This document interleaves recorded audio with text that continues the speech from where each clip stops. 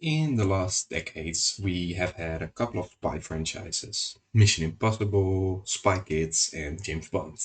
Today, I'll be looking and ranking a franchise I have never seen before: the Bourne franchise.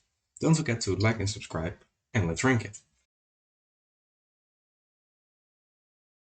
Okay, so I'm not against the idea of a Bourne movie without Bourne. This movie even has a great cast: Edward Norton, Oscar Isaac, and Jeremy Renner. Only a Bourne movie with little to no action sucks. This movie is just about some stupid pills that are so boring it has no identity and desperately tries to connect the Bourne Ultimatum, even undoing the ending of Ultimatum, suggesting Pam gets blamed for the leak. But on its own, the Bourne Legacy is a boring, uninteresting watch. Ask ChatGPT to make a Bourne movie, and this is what you get. It's watchable but generic.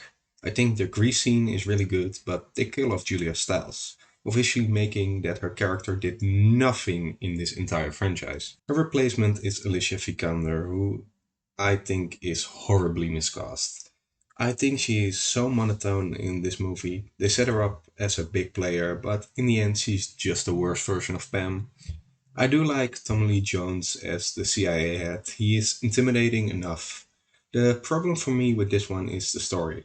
Adding Bourne his dad makes his boss so convoluted. Besides Bourne's dad plotline, it is just another spy program that has to be taken down. I also found it weird that Tommy Lee Jones dies first and then the hitman. I would have turned that around. It is watchable, but not as great as the original trilogy. From now on, it's basically a tie. The start of this movie is the best scene in the franchise. The car chase and sniper is a breath-holding scene. Although all the action in this movie is great, why this isn't higher is because I think the ending is a bit anticlimactic. I think the ending of the third movie should have been the ending of this movie. This movie is filled with great scenes. We have the journalist station scene, the rooftop scene, the final chase, Pam leaking the documents. Only, as great as the scenes are, the plot isn't. The entire movie, Bourne is chasing an informant to get information to bring down the agency. Only when the informant dies, Bourne just steals the documents himself, making the first 80 minutes of this movie useless. But because of the great individual scenes, this is number two. It might not be the movie with the biggest action, but it is the movie with the best story. This movie works so well because Bourne is an unreliable narrator. We don't know what happened, and figuring out the puzzle with him is so satisfying. And in the end, there is an ending, not a setup for another movie.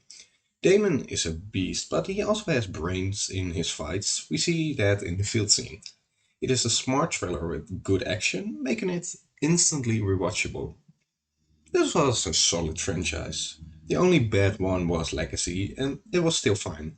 If you like this ranking, don't forget to like and subscribe, and I'll see you guys next week with another video.